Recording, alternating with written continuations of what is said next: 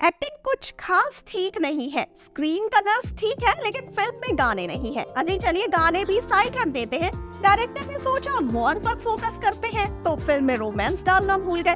कोई वॉर बिना रोमांस के कैसे पूरी हो सकती है डायरेक्टर साहब? चलो ठीक है, हीरोइन को भूल गए, लेकिन जो कहानी बना रहे थे वो कॉन्सेप्ट तो याद था ना, उनसे कैसे भूल गए? ऐसे ही कई क्रिटिसिज्म के बीच रिलीज हुई है विद्युत जामवाल की IB-71। पिछले कुछ साल में देशभक्ति जॉनर की फिल्मों को लेकर दर्शकों में क्रेज बढ़ा है, लिहाजा तमाम ऐसी कहानियों को पर्दे पर लाने का भी ट्रेंड बढ़ा है जिनसे लोग अभी तक अनजान है। खासकर उरी, द सर्जिकल स्ट्राइक और पठान जैसी देशभक्ति पर आधारित फिल्मों की बम्पर सफलता ने बॉलीवुड निर्माताओं को सफलता का नया मंत्र दे दिया है। अभी तक अक्षय कुमार और जॉन अब्राहम इस जॉनर में हाथ आजमाते रहे थे, लेकिन अब विद्युत जामवाल भी बतौर एक्टर प्रोड्यूसर इस फील्ड में उतर गए हैं।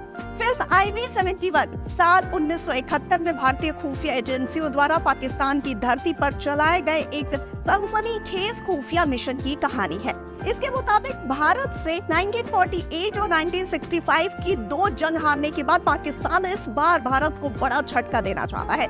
इसके लिए चीन के साथ मिलकर उसने खास तैयारियां की है।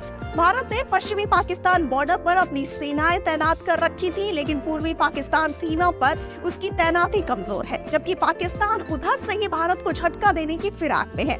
पाकिस्तान से निपटने के लिए खुफिया एजेंट देव जामवाल यानी कि विद्युत जामवाल भारत की खुफिया एजेंसी के चीफ NS अवस्थी यानी अनुपम खेर को एक बेहद खतरनाक प्लान सुझाता है, लेकिन मौजूदा हालात में भारत के पास उसके अलावा कोई चारा नहीं बचता। क्या भारत अपने उस खुफिया मिशन में कामयाब हुआ था?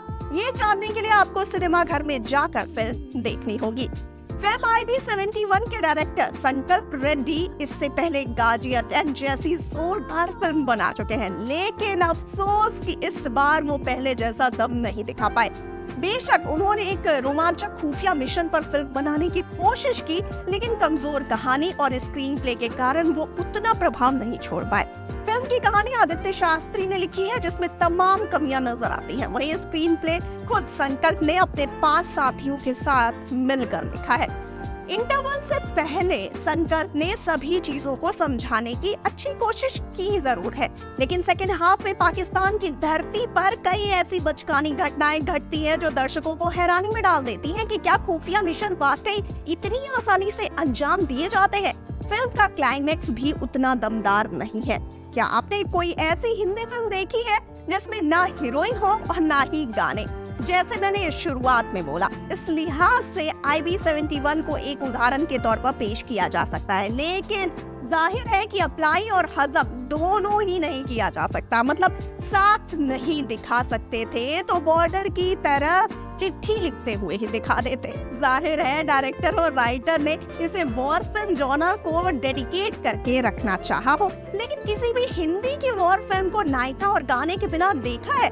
71 के युद्ध पर आधारित फिल्मों में बॉर्डर को याद किया जा सकता है। उसमें जो रोमांस था शायद ही आज किसी भी वॉर फिल्म में आया हो, लेकिन फिर भी इंटरवल के बाद फिल्म की कहानी में जान आ जाती है और वॉर और थ्रिलर का काफी अच्छा प्रयोग देखने को मिलता है। यह प्रयोग काफी फ्रेश है, लेकिन इंटरवल से पहले कहानी काफी बिखरी हुई है। खराब एडिटिंग ने फिल्म के कई सीक्वेंस को बिगाड़ के रख दिया है, लेकिन पूरी देखने के बाद एक रहस्य समझना मुश्किल है कि जब भी यह 1971 के वॉर की बात होती है तो उसमें किसी न किसी रूप में पूर्व प्रधानमंत्री इंदिरा गांधी की मौजूदगी रहती है, लेकिन यहाँ इंदिरा गांधी कहीं नहीं है। हाँ, रक्षा मंत्री के रूप में जगजीवन राम यानी विमल वर्मा को IB चीफ यानी अनुपम खेर के साथ विचार विमर्श करते हुए जरूर दिखाया गया है, लेकिन इंदिरा को कैसे भूल गए? ये तो थी हमारी राय, लेकिन आपको फिल्म में क्या फ्लॉज लगे हमें फटाफट से बताइए कमेंट सेक्शन में। और जाते जाते इस वाले वीडियो को कर दीजिए लाइक और शेयर, और चैनल को सब्सक्राइब करना बिल्कुल ना भूलिए। और मुझे यानी श्रुति को दीजिए इजाजत। नमस्कार।